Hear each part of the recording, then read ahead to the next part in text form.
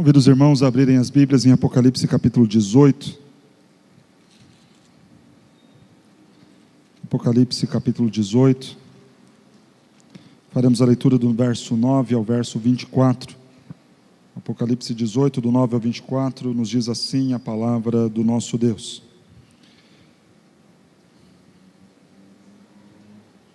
Ora, chorarão e se lamentarão sobre eles os reis da terra, que com ela se prostituíram e viveram em luxúria quando virem a fumaceira do seu incêndio. E conservando-se de longe, pelo medo do seu tormento, dizem: Ai, ai, tu grande cidade, Babilônia, tu poderosa cidade, pois em uma só hora chegou o teu juízo. E sobre ela choram e pranteiam os mercadores da terra, porque já ninguém compra a sua mercadoria. Mercadoria de ouro, de prata, de pedras preciosas, de pérolas, de linho finíssimo, de púrpura, de seda, de escarlata, e toda espécie de madeira odorífera, todo gênero de objeto de marfim, toda qualidade de móvel de madeira preciosíssima, de bronze, de ferro e de mármore, e canela de cheiro, especiarias, incenso, unguento, bálsamo, vinho, azeite, flor de farinha, trigo, gado e ovelhas, e cavalos de carros, de escravos e até almas humanas, o fruto sazonado, que a tua alma tanto apeteceu, se apartou de ti, e para ti se extinguiu tudo o que é delicado e esplêndido, e nunca mais, jamais serão achados. Os mercadores destas coisas, que por meio delas se enriqueceram, conservar-se-ão de longe, pelo medo do seu tormento, chorando e pranteando, dizendo: Ai, ai da grande cidade que estava vestida de linho finíssimo, de púrpura, de escarlata, adornada de ouro, de pedras preciosas e de pérolas, porque em uma só hora ficou devastada tamanha riqueza. E todo piloto e todo aquele que navega livremente, e marinheiros, e quantos labutam no mar, conservaram-se de longe. Então, vendo a fumaceira do seu incêndio, gritavam: Que cidade se compara à grande cidade?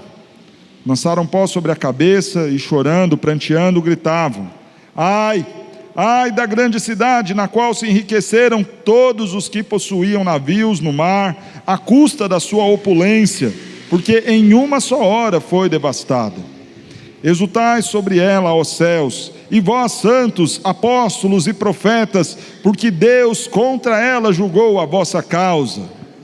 Então um anjo forte levantou uma pedra, como uma grande pedra de moinho, e arrojou-a para dentro do mar, dizendo: Assim, com ímpeto, será arrojada a Babilônia, a grande cidade, e nunca jamais será achada.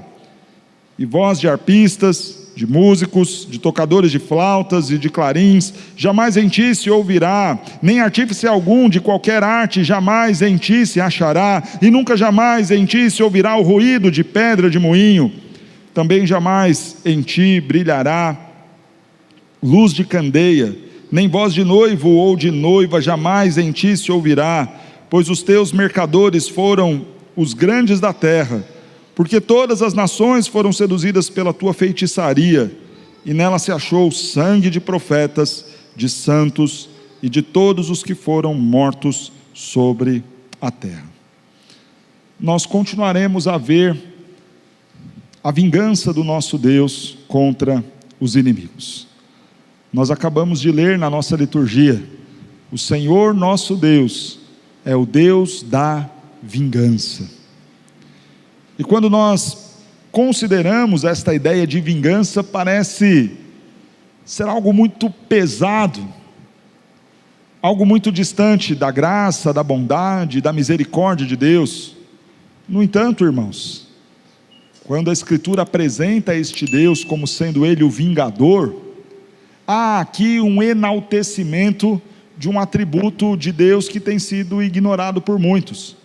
Nosso Deus é bom, nosso Deus é amoroso, nosso Deus é gracioso, mas Ele também é um Deus justo.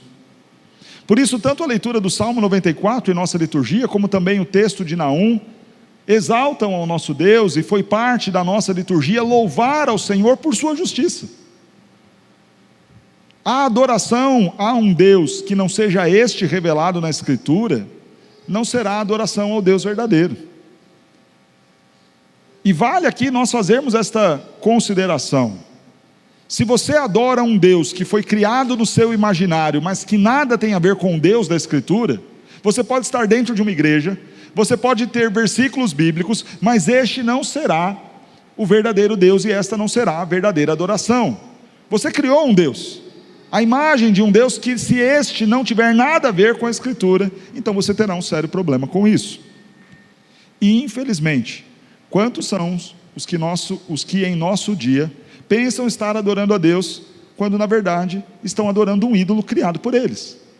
Porque todas as vezes que nós adoramos a um Deus que não é aquele revelado na Escritura, ou seja, não o reconhecemos na sua essência, na sua totalidade, em quem Ele é, então não estamos adorando o Deus da Bíblia, estamos adorando o Deus que nós criamos. Sabe este Deus que aceita tudo? Sabe este Deus que tolera o pecado? Sabe este Deus que não é soberano, por exemplo, que precisa pedir licença para o homem para escrever a história? Este não é o Deus da Bíblia. Sabe este Deus que vive a fazer os seus planos a partir de uma presciência sobre aquilo que são os homens? Este não é o Deus da Bíblia. Sabe este Deus fraco, a quem atribui-se uma ideia de vontade permissiva, como se na sua soberania ele tivesse que falar: eu não quero, mas eu permito que? Este não é o Deus da Bíblia. Sabe este Deus que não exerce a justiça só porque Ele é amor? Este não é o Deus da Bíblia. E veja, se você não está adorando o Deus da Bíblia, então você não está adorando a Deus. E se você não está adorando a Deus, você pode estar adorando qualquer outra coisa que você chama de Deus, mas que não é o verdadeiro Deus. Por isso nós estamos diante de um texto que exalta esta justiça do Senhor. E falando desta vingança do Senhor, nós veremos nesta noite que na vingança do Senhor há lamento, há alegria, mas há também justiça. Nós já falamos nos últimos domingos, com bastante detalhes, sobre esta figura da grande Babilônia que aparece aqui em Apocalipse. Ela começa a ser descrita lá em Apocalipse 17. E eu quero, na noite de hoje, tendo em vista tudo que nós já vimos, com muitos detalhes em outros sermões, talvez tentar ser o mais prático possível na exposição desse trecho. Irmãos, quando nós estamos falando desta grande Babilônia, a quem nós vimos diversos adjetivos sendo dados a ela, nós estamos falando da nossa sociedade. Nós estamos falando daquilo que no Antigo Testamento é chamado no Novo Testamento é chamado por Paulo as coisas deste século. É chamado também na Escritura como as coisas deste mundo. É aquilo que nós conhecemos e que está sendo denominado de uma forma diferente. Que coisas são essas? São os prazeres deste mundo, são as coisas que se opõem a Deus, são todos os tipos de organização, de ajuntamentos, de posicionamentos, que visam desviar os homens da verdade, seduzindo-os pelos prazeres, pelas paixões, por suas cobiças. É disso que o texto está falando. Quando talvez você leia esta expressão, a grande Babilônia, fica talvez se perguntando: quem é isso? O que será aquilo? Mas não, isso é muito mais fácil de se entender. Há um conjunto e uma articulação e uma organização, ainda que invisível, nesta ligação entre eles, mas completamente perceptível, que atua no nosso mundo. Onde aquilo que se ensina, somado àquilo que se apresenta nas músicas, no cinema, nas novelas, nas séries, somado com aquilo que se vende e se expõe no mercado e na forma como isso é posto, que envolve também questões políticas, questões ideológicas, ONGs, instituições, áreas da educação, há todo um movimento organizado e orquestrado por Satanás, pelo diabo, se valendo de todas essas estruturas para desviar os homens da verdade. É aquilo que nós ouviremos falar e ser chamado talvez de marxismo cultural, ou ouviremos falar de um mercado ideológico, mas é algo extremamente abrangente, que toma a sociedade em diversos pontos. Então, quando nós falamos, por exemplo, sobre sexualidade, veja que existem muitas vozes além da Escritura falando sobre o tema. A escola aborda de um jeito, as filosofias deste mundo abordam de uma outra maneira, ou talvez semelhante àquilo que se põe nas escolas, e os programas, os rádios, as músicas, as plataformas, as séries. Eu estou dando o exemplo de uma coisa. Quando nós falamos, por exemplo, de um conceito de autoridade, para que você não ache que eu estou de marcação com as questões ligadas a gênero ou a família, quando a gente pensa simplesmente naquilo que é autoridade, há uma forma como a Escritura apresenta o que é autoridade, há a forma como a escola apresenta, como a televisão apresenta, como o cinema apresenta. Quando a gente fala do papel do homem na sociedade, aquilo que a Bíblia diz, e aquilo que todo um outro conjunto em oposição à Bíblia apresenta. E quando nós estamos a falar desta grande Babilônia, estamos a falar desta sociedade corrompida, que tinha a sua capital, o seu centro, a sua metrópole, o seu ponto de origem para dali ir para o mundo inteiro, na figura de Roma, no passado, nos dias em que Apocalipse foi escrito. É curioso vermos que as metrópoles, elas são o berço dos pensamentos mais plurais possíveis. Sempre isso é muito mais uma característica de grandes centros, de grandes metrópoles, do que, por exemplo, de uma cidade pequena do interior. Isso porque, no ímpeto de abraçar a tudo e a todos que se encontram na metrópole, se relativizará valores, princípios, verdades, para que todos consigam entrar debaixo do mesmo guarda-chuva. Assim era Roma dos dias de João, quando o Apocalipse foi escrito. Para abraçar todas as pessoas do império, para abraçar todas as religiões, para ficar de bem com todo mundo, para não ser cancelada pela sociedade da época, Roma então cria uma pluralidade, onde tudo cabe, onde tudo pode, onde tudo é permitido, onde tudo é Deus, onde nada é Deus, onde tudo é verdade, onde nada é verdade, onde tudo é mentira, e onde absolutamente nada é mentira. E tudo isto sendo orquestrado e visto de diversas formas dentro daquela sociedade. Era assim na estrutura política dos imperadores romanos, era assim em meio aos comerciantes e em meio ao dia a dia dos cidadãos romanos. Mas tudo isso é anunciado no início do capítulo 18 que cairia e viria como esta vingança do Senhor. E no texto em que nós veremos nesta noite, veremos que esta vingança do Senhor trará primeiramente lamento. 3 grupos são apresentados aqui lamentando, gritando a mesma coisa. Primeiro os reis, depois os mercadores, e lá no verso 17, todos os demais profissionais que dependiam desta grande Babilônia. O que eles gritam? Veja aí no verso 10: ai, ai, tu grande cidade, tu poderosa cidade, pois em uma hora chegou o teu fim. E os mercadores, o que eles gritam? Verso 16: ai, ai da grande cidade que estava vestida de linho finíssimo, de púrpura e de escarlata, adornada de ouro e de pedras preciosas e de pérolas, porque em uma hora ficou devastada tamanha riqueza. E os demais que dependem desta grande cidade, pilotos e todos aqueles que navegavam livremente, veja no verso 19 o que eles gritam, qual é o lamento deles: ai, ai da grande cidade na qual se enriqueceram todos os que possuíam navios no mar à custa da sua opulência, porque em uma só hora foi devastada. Veja que o lamento dos 3 grupos é semelhante. Os gritos de ai são suspiros do desespero, da tristeza, da decepção, da frustração. Por muito tempo, reis, mercadores e os demais dependiam de Roma, dependiam dessa estrutura caída, se alinharam a todo este tipo de pensamento e oposição à Escritura para sobreviver naquela terra.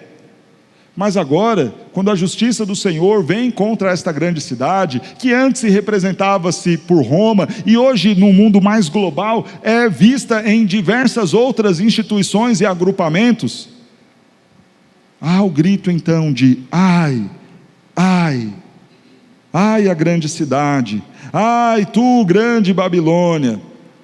Há uma outra curiosidade neste lamento: os três grupos fazem a mesma afirmação: em uma hora foi destruída, em uma hora foi devastada, em uma hora foi a ruína. É a tristeza, é o lamento destes que agora se veem perdendo absolutamente tudo. Então há aqui os 6, que com ela se prostituíram e viveram em luxúria, quando viram então a fumaceira do seu incêndio. Nós já falamos que esta ideia desta prostituição se dá por aqueles 6 que, desejando evitar o conflito, o confronto com Roma, cederam à propina, cederam ao esquema, cederam à corrupção romana, deram as costas até mesmo para o seu próprio povo. Nós vemos isso, por exemplo, na figura daqueles cobradores de impostos que, pertencendo ao povo judeu, cobravam em nome de Roma impostos dos seus patrícios. E quantos foram os outros tantos governantes, poderosos e autoridades, que para ficar bem com Roma no passado, davam as costas para os seus, entravam em todo tipo de esquema, independente daquilo ser certo ou não, daquilo ser lícito ou não, daquilo ser moral ou não, mas a fim de trabalhar pelos seus próprios interesses. A Escritura chama isso de uma prostituição. E nós falamos aqui o quanto por vezes nós somos tentados a fazer isto, a dar as costas para a verdade e o verdadeiro, que é Cristo Jesus, a fim de ter algum tipo de vantagem pessoal, se entregando a algo que é imoral. Então, para talvez garantir uma condição de vida melhor, um salário melhor, um emprego melhor, para ter talvez os meus prazeres satisfeitos, então a gente cede aquilo que é errado, a gente faz vistas grossas para aquilo que é pecado, a gente relativiza a verdade, relativiza o que é certo, e se prostitui com tudo aquilo que é falso, tendo em casa o noivo que é Cristo Jesus. E mais uma vez eu quero chamar a sua atenção, não é distante da nossa realidade. Todas as vezes que por interesses pessoais nós damos as costas para o Senhor Jesus Cristo, para os seus mandamentos, o nome disso é prostituição, é adultério. Deixamos o noivo para amar este mundo. Todas as vezes que nós preferimos satisfazer os nossos próprios anseios, deixamos o noivo, que é Cristo, para amar o mundo. E poderíamos considerar inúmeros exemplos aqui. Então o meu dever de cumprir com as obrigações para com o Estado, mas de repente eu vejo uma oportunidade muito interessante de, pagando uma propina, tirar minha habilitação em apenas 30 dias, então eu vou me prostituir com o sistema. Eu dou as costas para o noivo que é Cristo, vejo a possibilidade de vantagem, e vendo os meus princípios, vendo os meus valores, vendo o meu conceito de certo, para me deitar com a corrupção deste mundo, e ainda digo, todo mundo faz. Está vendo? Isso é a prostituição. É aquela coisa de você virar e falar: eu sei o que é certo, eu sei que a guarda do dia do Senhor é importante, mas então eu relativizo isto, para poder colocar algumas outras coisas do meu interesse.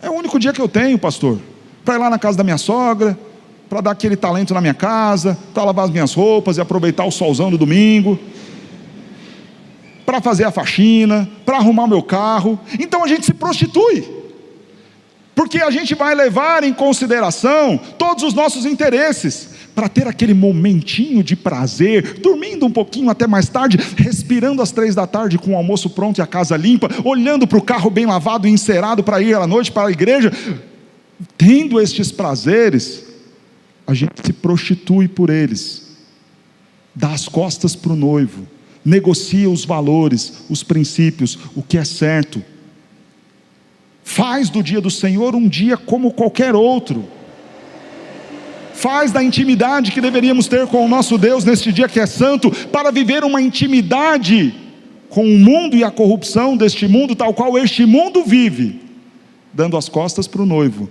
nos deitando com o mundo. Percebe que às vezes a gente fala, a grande Babilônia, a grande cidade, onde os reis se prostituíram, os mercadores, a gente fala, isso não tem nada a ver comigo não, tem muito a ver com a gente, porque todos os dias nós estamos fazendo a mesma coisa, o mundo está a nos oferecer opções que Deus não nos oferece, e nós pensando nos nossos prazeres, tal qual alguém que entra num prostíbulo, pensando apenas nos seus prazeres, sem considerar a esposa que está em casa, deita-se com qualquer meretriz. É isto que o texto está falando. As muitas vezes que os homens, criados à imagem de Deus, para a glória de Deus, deixaram a Deus, abandonaram a Deus, para se deitar por prazeres momentâneos, de algumas horas a mais dormindo, de algumas outras coisas que eu julgo ser mais importante e urgente, de algumas outras coisas que eu julgo ser mais vantajosas para mim. E o nome disso é esta prostituição que o texto está condenando. E o sistema é variado. O sistema não nos tenta apenas naquilo que tem a ver com a guarda do dia do Senhor. O sistema apresenta muitos prazeres. Este da guarda do dia do Senhor é um. O da propina para tirar a habilitação em 30 dias, sem muito esforço, é um. Tem o gatunete, tem a sonegação de imposto, tem aquele negócio de pedir para o amigo assinar a lista de chamada da faculdade, porque afinal de contas, aquele dia você tem outras coisas para fazer. Tem aquele esquema legal, tranquilo, faz o trabalho aí, põe meu nome. Quem nunca? E tem aquele outro esquema lá no trabalho, que todo mundo faz, que a gente sabe que não é muito certo, mas então a gente burla o sistema, põe aí o meu login, ou entra aí com o seu acesso, muda aquilo ou aquele outro. E nós poderíamos passar horas e horas e horas, mostrando as formas, como este mundo caído se organiza muito bem, para nos enganar, e nos fazer dar as costas para o nosso Deus. Isso está na escola, isso está na faculdade, isso está em casa, isso está na televisão, nos programas que a gente assiste. Então os jovens conversavam aqui ontem à noite sobre filmes, séries, e aí o que pode ver, o que não pode. E aí você tem a Escritura dizendo, tudo que é bom, tudo que é puro, tudo que é de boa fama, tudo que agrada a Deus, que seja isso que ocupe o vosso pensamento. Mas então o mundo apresenta uma outra mulher, que tem coisas aparentemente interessantes, que chamam a nossa atenção, e nós vamos lá e nos prostituímos, deixamos de seguir e nos alimentar daquilo que é puro, bom, justo, reto, de boa fama, que agrada a Deus, para ver por vezes coisas que em nada nos edificam, que em nada são puras, que em nada são honrosas, que em nada são de boa fama. E quando fazemos isso, deixamos a santa noiva em casa, para nos deitar com a prostituta. Deixamos as horas que poderíamos ter tido de oração, de leitura da palavra, de comunhão com o nosso Deus, de descanso, nos preparando para o dia do Senhor, para nos deitar com a corrupção deste mundo. É disso que o texto está falando. Esta é a grande Babilônia. Toda a muita e rica oferta do mundo, que vem para nós nos desviarmos. Mas na vingança do Senhor, tudo isso um dia vai cair, e quando tudo isso cair, os reis da terra que se prostituíram com ela, são os primeiros a chorar e lamentar. Veja que o texto apresenta este lamento, através de figuras que apontam para todo tipo de classe, os reis da terra, os mercadores, como se fossem os grandes empresários, E os demais funcionários, aqueles outros tantos que dependiam deste trabalho do comércio da grande Babilônia. O que o texto quer nos ensinar com isso? Que, irmãos, esta corrupção do mundo, ela é para todo tipo de grupo. Por isso que eu tentei variar nos exemplos aqui. Não pensemos nós que isso só afronta aos maridos que lutam para viver a santidade da sua monogamia conjugal. Não pensemos que isso afeta apenas os políticos que estão lá em Brasília sendo tentados à corrupção todos os dias. Não pensemos que isso afeta apenas os nossos adolescentes que são apresentados a droga e bebida todos os dias ou a funks imorais todos os dias. Isso é para todas as classes. Isso vai vir para o rico, para o pobre, para o crente de muito tempo, para o crente de pouco tempo na igreja. Isso virá para homens e mulheres, maduros e imaturos. Isso virá para todos os grupos. Porque, irmãos, esta cidade está pronta para servir a todos. Esta sociedade caída e corrompida está pronta para servir a todos. E é muito curioso. Quando a gente começa a conviver com a variedade dos grupos, a gente vê o quanto o mundo é realmente sagaz, o quanto Satanás é pronto em oferecer o que há de mal, do menor ou para o menor até o maior. O quanto tem funk imoral, sim, para adolescentes de 17, 18, mas o quanto também tem muita música ruim para crianças da idade do meu filho, em vídeos infantis que você olha e fala, não. E forrós promíscuos para pessoas também de idade mais avançada, também tem. Tem para todo gosto, para toda idade, para todo tipo, para todo padrão social. Tem para todos. Por isso os reis se corrompem. Por isso os empresários, mercadores se corrompem. Por isso até mesmo os funcionários se corrompem desta grande Babilônia e lamentam por ela. Mas este lamento também é curioso em um sentido. Todos eles observam de longe. E aqui há o juízo de Deus, de forma ainda mais dura, para estes que são os corruptores. Sim, os que se corrompem estão em pecado, estão errando, mas aqueles que causam e ofertam a corrupção, esses na hora do exercício do juízo de Deus, não terá ninguém que vai se levantar para defendê-los.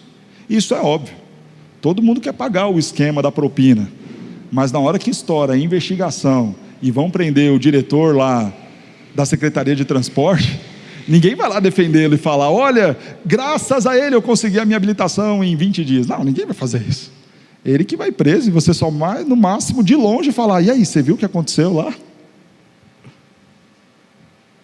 É assim que funciona. Os reis observam de longe e apenas gritam, ai, e vem de longe a fumaceira do seu incêndio. Eles não estão lá no meio do fogo. Os mercadores observam e vem de longe a fumaceira do seu incêndio. Também os demais que dependem daquela grande Babilônia observam de longe.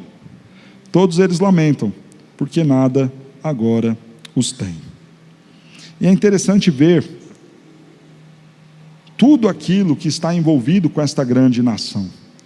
Quando nós falávamos desta variedade de prazeres, você vai observar do verso 11 até o verso de número 14, uma lista grande de coisas que eram comercializadas. 10 grupos de coisas são apresentadas aí.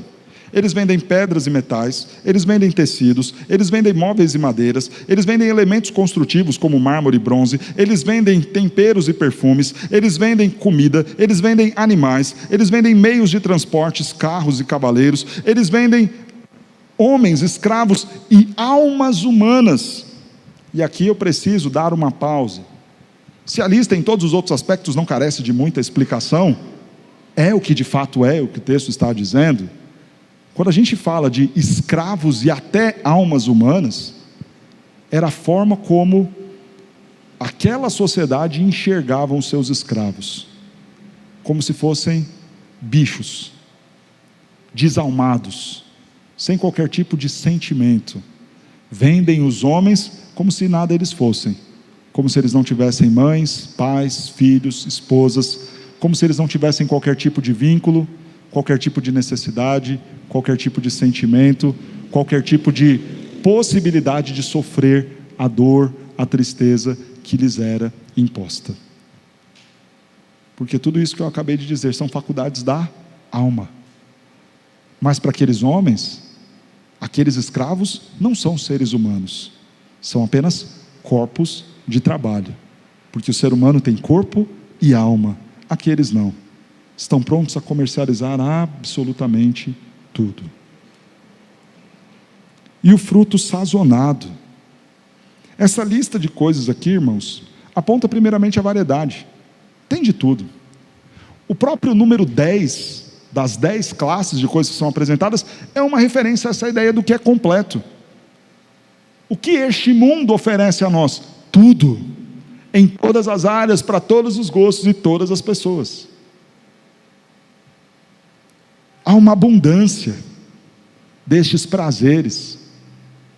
Há um trabalho constante. Há uma beleza e uma riqueza em tudo isso. As pedras apontam para isso. As melhores mobílias apontam para isso. A madeira preciosíssima aponta para isso. O fruto sazonado, ou seja, o melhor fruto daquela estação, aponta para isso. E do que o texto está falando? Desta forma como o mundo atua.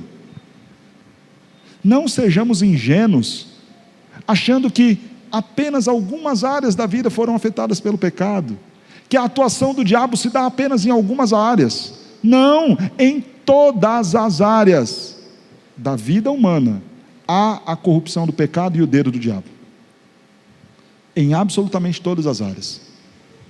E daí, pastor, e daí que quando você estiver no dentista, você tem que pensar quais são os elementos da queda presentes neste atendimento que eu vou ter agora.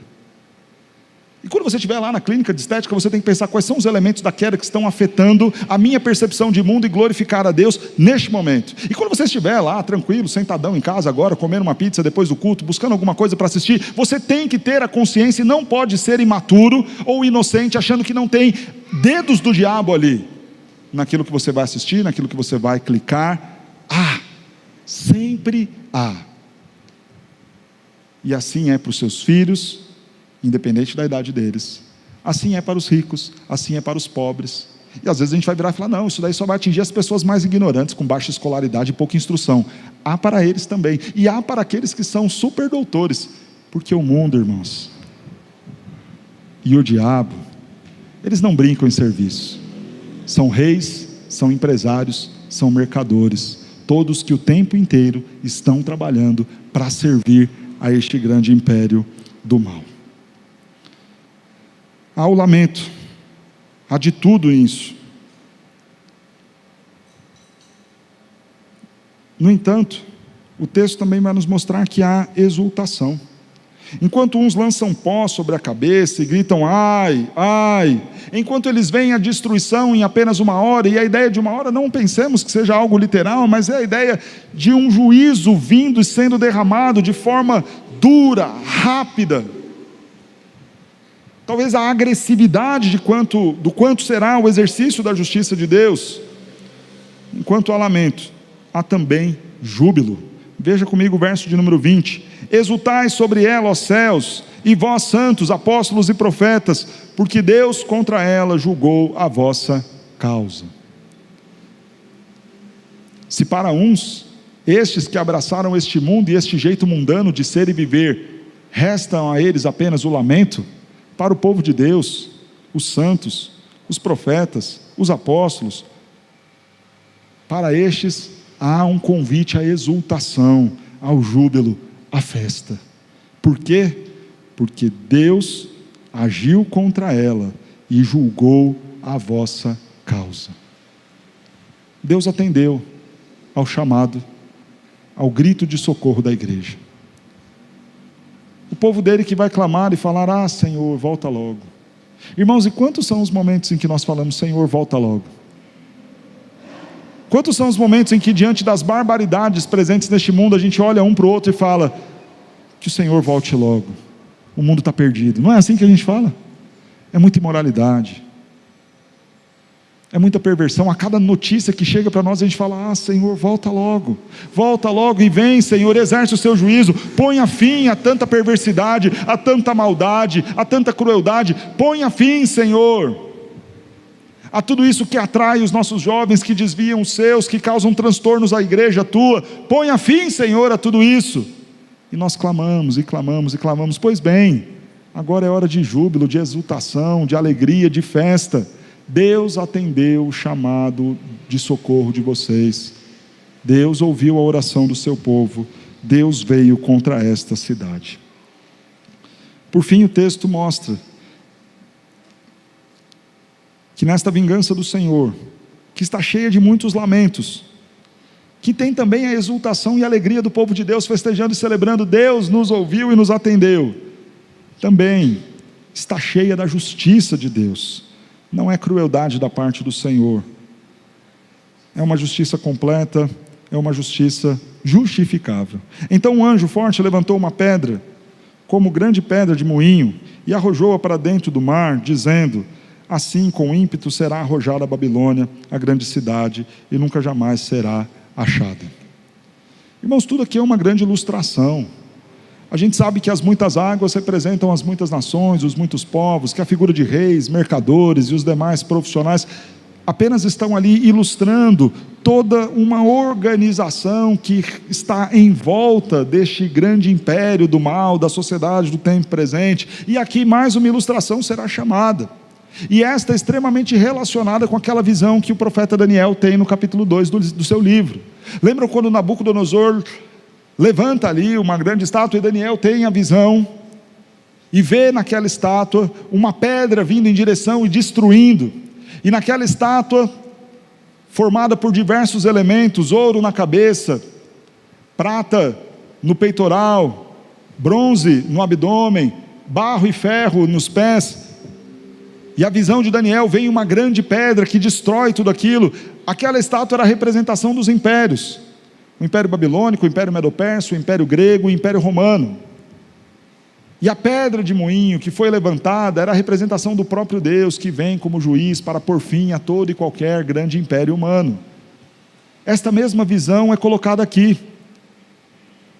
Se a grande Babilônia é a representação deste império deste mundo, das coisas deste mundo, que se levantam contra Deus e que se opõem contra Deus, e reúnem em torno de si os homens desta terra, com suas paixões, com os seus prazeres, mais uma vez há a certeza do juízo completo de Deus. Deus enviando o juízo sobre os homens. E aquilo que nós havíamos dito na última semana: é certo que Cristo é o Cordeiro, mas Ele também será o juiz deste mundo. Se no primeiro momento Ele veio para ofertar salvação, no segundo momento, na sua segunda vinda, Ele virá para exercer juízo. Por isso o texto fala: uma grande pedra para destruir. Jesus é chamado desta pedra que foi rejeitada por uns, mas a pedra principal, a pedra angular, aquela onde a igreja é fundamentada, Jesus vindo como esta pedra, destruirá, colocará fim em todos os seus inimigos.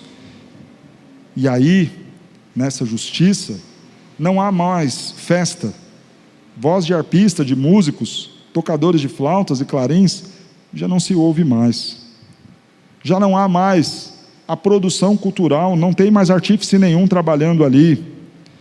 Não há mais qualquer tipo de trabalho, não se ouve o ruído da pedra do moinho, moendo temperos ou trabalhando qualquer outro objeto.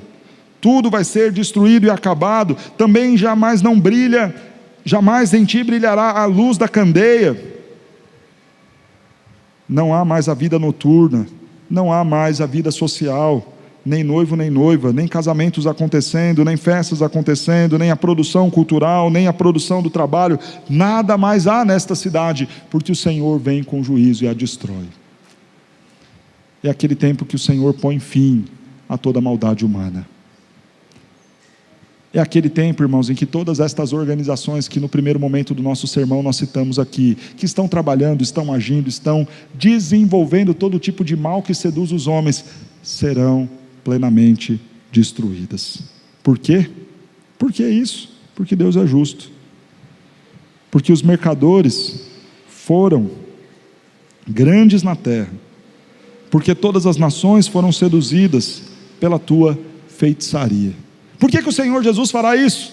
Por que Ele destruirá? Por que Ele executará a sua vingança? Ele não é um Deus amoroso, Ele não é um Deus bondoso? Claro que é. Mas por conta da maldade dos homens, que foram hábeis nesse tempo todo em trabalhar para fazer o mal e promover o mal e desviar os seus. Por conta desta maldade, por conta de toda a idolatria, de toda a feitiçaria, de toda a sedução causada por estes, e principalmente, verso 24, e também porque nela se achou o sangue dos profetas, dos santos e de todos os que foram mortos, perseguidos, afrontados, injustamente acusados, que sofreram a perseguição por parte deste sistema que corrompe, que é corrupto e que persegue o povo de Deus. É por conta disso tudo que Deus virá e exercerá juízo.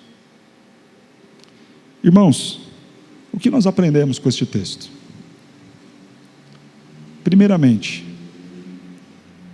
nós precisamos ver Deus em todos os seus atributos. Ele é bom, sim, mas é também um Deus justo. Segundo, nós precisamos olhar para aquilo que está ao nosso redor com mais maturidade. Abandona um pouquinho a inocência.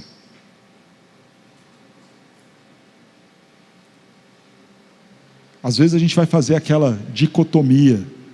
Não, isso aqui é o meu trabalho, isso aqui é a minha fé. Isso aqui são os meus estudos, isso aqui é a minha fé. Isso aqui é o meu lazer e a minha família. Essas coisas não se misturam com a minha fé. Você pode não querer misturar isso com a sua fé, mas o diabo mistura com a dele. E vai ter dedo da fé do diabo, da religião do diabo, da crença do diabo, da atuação do diabo, na escola, na faculdade, no lazer, no desenho, na comida, em tudo. Deixa de ser inocente. Seja mais maduro, mais pronto em perceber o mal que há neste mundo. E a oração do Senhor Jesus nos ensina sobre isso. Pai, eu não peço que o Senhor os tire do mundo, não.